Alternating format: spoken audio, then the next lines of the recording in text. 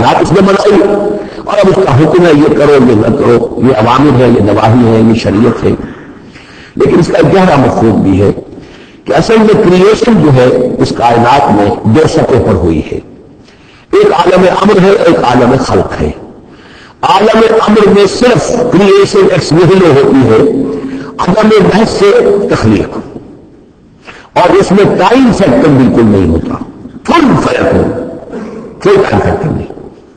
بغیر کسی مادے کے، بغیر کسی پری ایگزسٹنگ شے کے کچھ پیدا کر دینا اور اس میں کسی ٹائم فیکٹر کا نہ ہونا، یہ عالم امر کا یہ خواص ہے. عالم خلق میں کسی شے سے دوسری شے بنتی ہے اور اس کے بعد اس میں ٹائم لازمن ہے. انسان ہے 9 مہینے رہنے مادر کے اندر بچہ رہے گا، 8 مہینے رہے، 7 مہینے رہے، 12 سے وقت لگے گا. آم کی گٹھلی ہے، اس آم کی گٹھلی کو درخت بننے میں کئی سال لگیں گے. آسمان اور زمین کی تخلیق ہوئی ہے 6 دنوں میں. ہمیشہ یہ کا ذکر ہوگا اور ظاہر بات ہے 6 دن وہ ہمارے دن کے نہیں. قرآن مجید میں تو کہہ دیا گیا اللہ کا ایک دن 1000 برس کا بھی ہے، ایک دن 50,000 برس کا بھی ہے، یہ ملینز بھی ہو سکتے ہیں. تو اللہ تعالیٰ نے بنایا ہے آسمان اور زمین کو 6 دنوں میں. تاحال یہ 6 دن ہمارے لیے یہ بھی آیات متشابہات میں سے ہے. لیکن میں سمجھتا ہوں کہ 6 دن اور 7 آسمان یہ تو زیادہ دیر نہیں گزرے گی کہ انشاءاللہ ان کی حقیقت منکشف ہو جائے گی سائنس کی مزید اکتشافات کے ذریعے سے، اور یہ آیات متشابہات کے دائرے سے نکل کر آیات محکمات میں آ جائیں گے.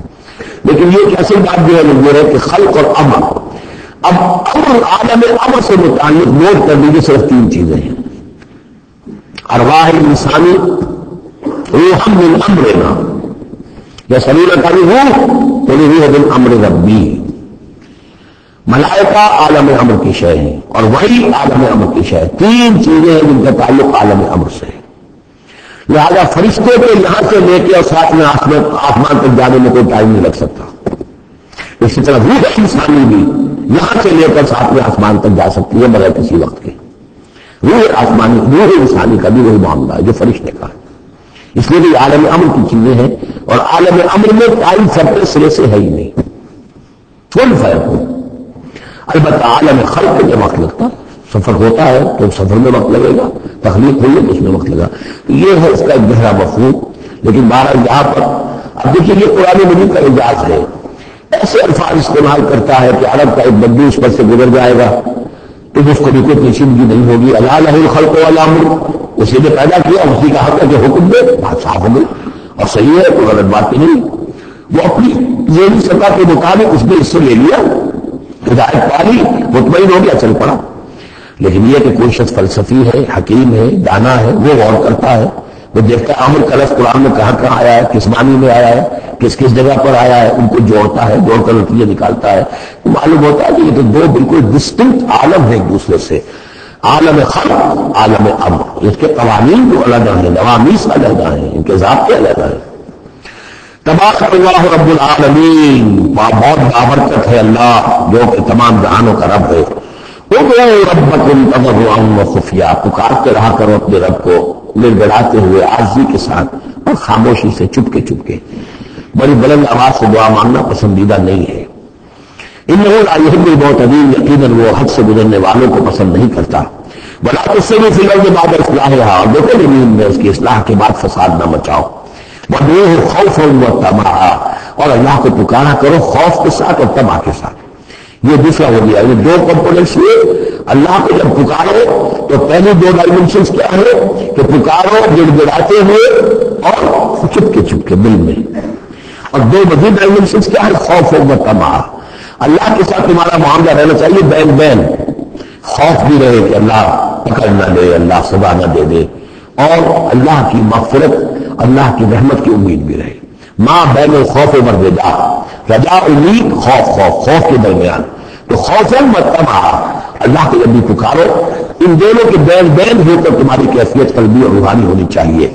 ان رحمت اللہ قریب من المحسنین، یقیناً اللہ تعالیٰ کی رحمت جو ہے وہ اہل احسان بندوں کے بہت ہی قریب ہے، بہت نزدیک ہے.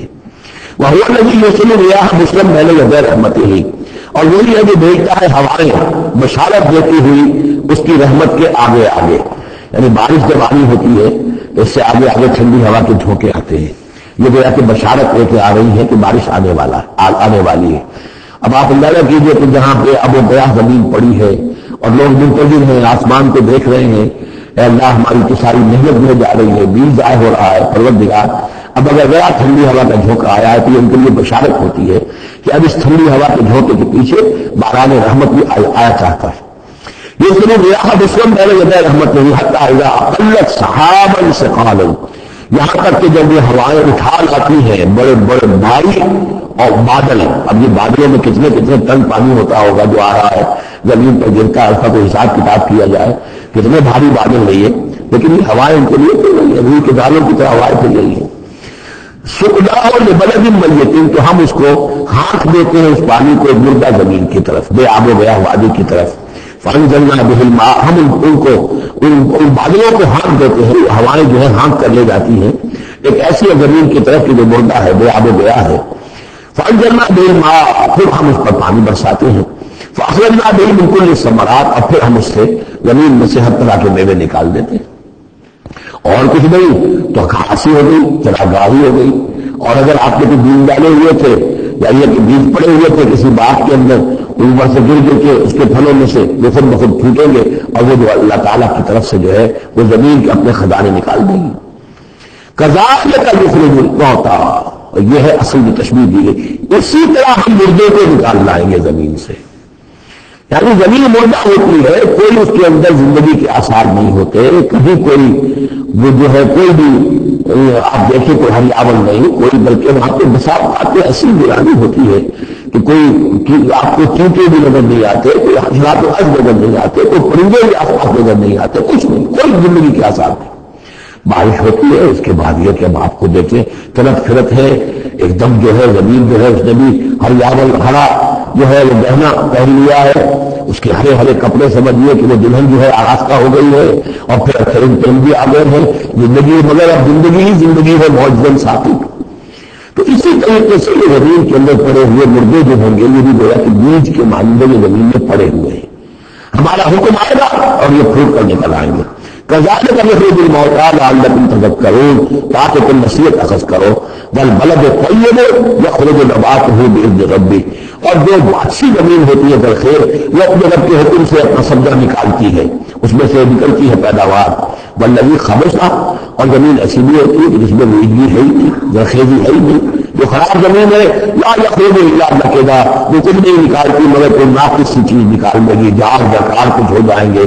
یہ نقد لفظ پنجابی میں سرائکی میں استعمال کرتے ہیں، یہی اسی لفظ کی نتیجہ، بڑی پراپردی شے، بڑی گھٹیا شے۔ کذالک نصرف الآیات لقوم یشکرون، اسی طریقے سے ہم اپنی آیات کو گردش میں لاتے ہیں ان لوگوں کے لیے کہ جو ان کی قدر کرنے والے ہوں۔ بارک اللہ لی و لکم فی القرآن العظیم ونفعنی و ایاکم بالآیات والذکر الحکیم۔